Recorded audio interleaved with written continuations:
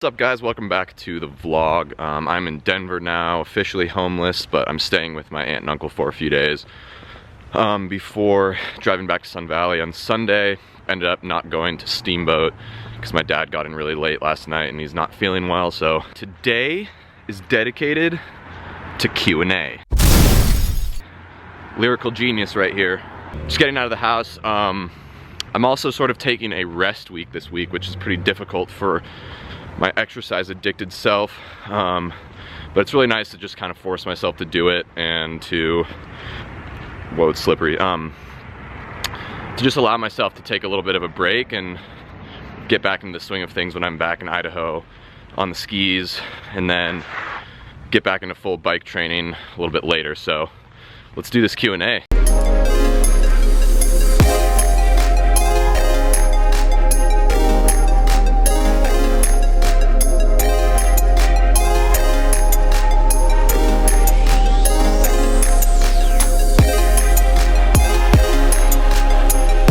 I'm gonna try and keep these answers really quick so I can try and get through as many questions as possible. First question comes from Claudie Arcand. Hey, could you talk about how you got into hill riding / high performance cycling? I'd like to, but I'd like to transition from trail riding to possibly road, but I don't want to sell my current bike. I got my first road bike when I was 12 and it was kind of a crappy road bike. Maybe just try and buy a, really low-end road bike just to get the feeling for riding on the roads and doing hills, because at the start you definitely don't need a nice bike. So I would suggest just getting a fairly entry-level bike, and also understand that it's a process and it takes time. You can also just still ride hills and stuff on your trail bike. It's really good for that fitness. From Scott Reuter, do you think we will ever have a fully vegan planet, and if so, how long do you think it will take to get there? And also, what do you think will be the main driving force towards a vegan planet? I don't think that we're gonna have a fully vegan planet, just like we don't have a fully slavery-free planet, just like we don't have a fully violent-free planet. I think it's just a little bit unrealistic to, think that way. I think that we have to focus on getting people 80–90% of the way there. And I think environmental reasons are gonna be the main driving force for a completely vegan planet, because our planet will just not be able to sustain the current, industrial agricultural system. Okay, next question from Jasper Van Dyken. Sorry if it looks like I'm walking really weird. It's like extremely slippery outside right now. From Jasper, are you planning on going to Thailand anytime soon? I was just there over the summer, so I think I'm gonna take a little bit of a break from going back to Thailand, but I'm sure I will be going back in the future, because Thailand is like the digital nomad paradise, so I'm sure I will end up there at some point. I love Thailand. I don't feel like I was there for enough time to really take full advantage, but I love it. There's a lot of places I want to go visit in Southeast Asia.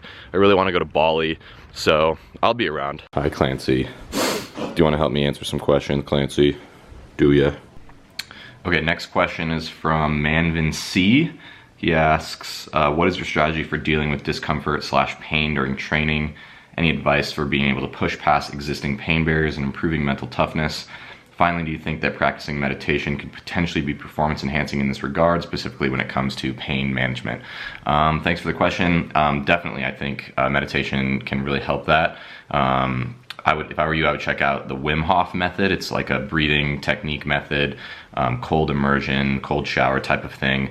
I haven't really experimented too much with it, but I know that can be really helpful for dealing with pain and stuff like that. For me, I just think experience comes with it. Knowing myself, knowing my body really well, and understanding like where my limits are. And I think for me, like racing really helped me do that, because when you're racing, you're forced to go out of your comfort zone and push into deep, dark places that you didn't even know existed. And so I've gone to some really, really scary and really deep and dark places in bike races. And so then once you're there, you kind of know that you can get there again, and it helps a lot. So I'd say just experience, continuing to practice kind of mindfulness stuff. I think the meditation, just being able to stay present with the moment and sort of embrace the pain, can actually be really helpful. But I think just training and doing really hard workouts to really test yourself and see where your limits are. All right, next question is from my friend Kelsey, who actually just took over my room in my old house in Boulder. Hope it's awesome, hope you like it.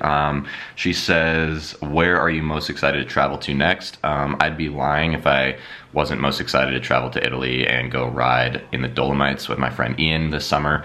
So that's kind of the biggest trip that I'm excited about this in this next 6 months. So I can't wait. I'm just super excited to go to Europe because first, before we go to the Dolomites, I'm going to Paris, which I've never been to. I'm super excited for that. And then I'm also going to go watch stage 9 of the Tour de France. So that's going to be epic. From Miriam, what has been your greatest learning experience in the last year? I'd say that be yourself and be authentic and not try so hard and not take yourself too seriously, because if you just be yourself and be authentic and kind of continue to focus on what you're passionate about in your own way, it's going to work out. What daily routine has had the most impact on your life recently? Morning journaling / gratitude list. So I just spend like 10-15 minutes in the morning just kind of doing stream of thought or stream of consciousness journaling, and then I write down 5 things that I'm grateful for. And honestly, just the gratitude practice has been incredibly beneficial for me. And of course, disc brakes or caliper brakes for road bikes. Right now, I'd say caliper brakes because I don't have that much experience riding disc brakes, but I'm sure disc brakes are pretty nice. Okay, and then another question from Miriam. She asked, as an introvert, how did you manage to be at ease with vlogging? Also, do you ever find social media overwhelming? Although I check Instagram from time to time to look at pretty pictures, I never think my life is interesting enough to post about it. So how do you overcome that reluctance to share? Totally amazing question. I'm really glad you asked that because it's been something I've been struggling with lately. Basically, I've been having a really hard time kind of balancing my relationship with social media because, especially since my other jobs outside of Thought for Food, both are, I do social media management for a couple different companies. So I'm basically on a computer or Instagram or stuff doing social media all day, every day.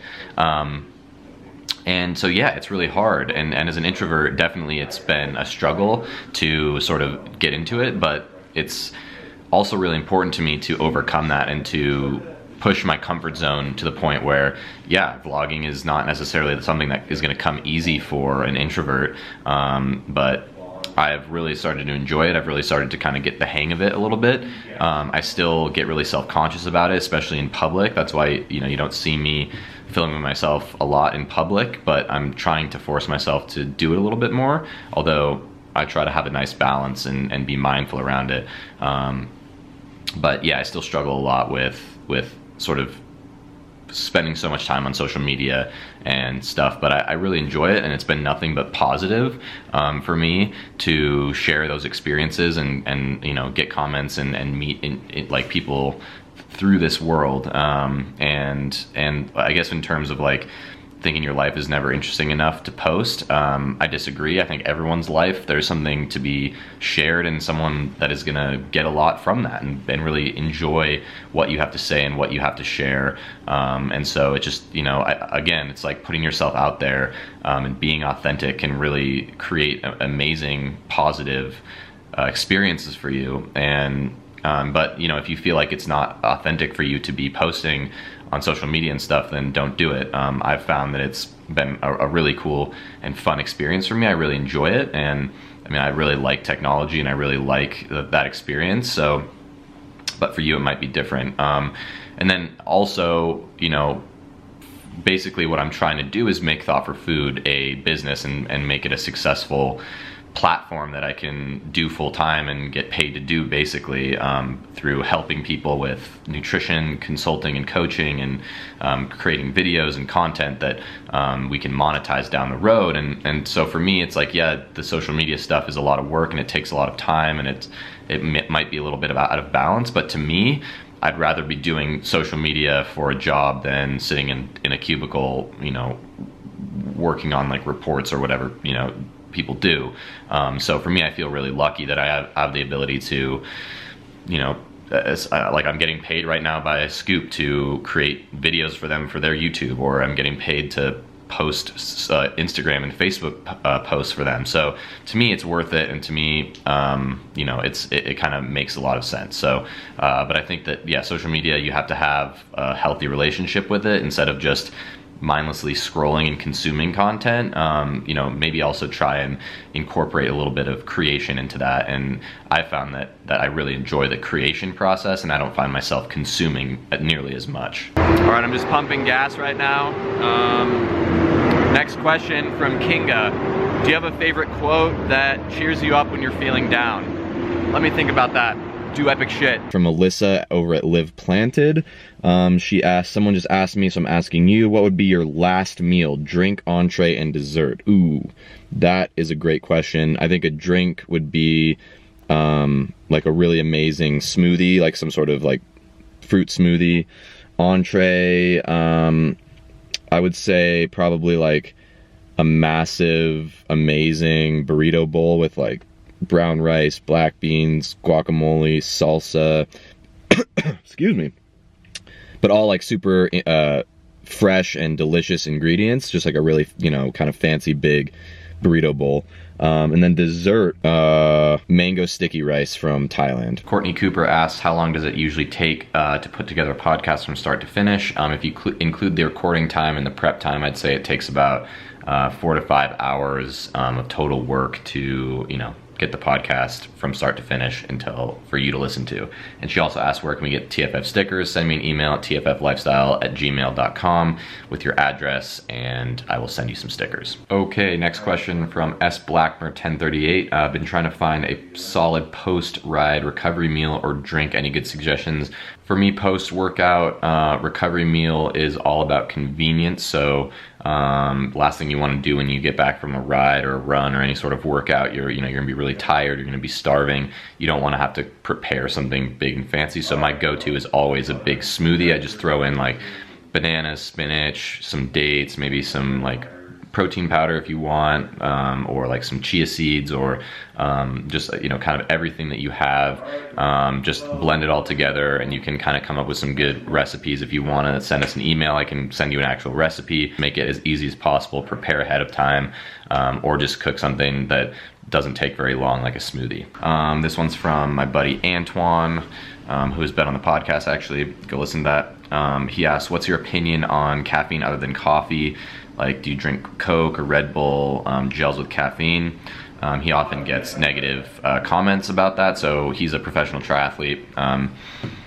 I pretty much just stick to coffee for caffeine. I find that it doesn't bother me too much, but I don't like Red Bull, I don't like Coke, I don't really like caffeinated gels. For some reason, they just affect me more.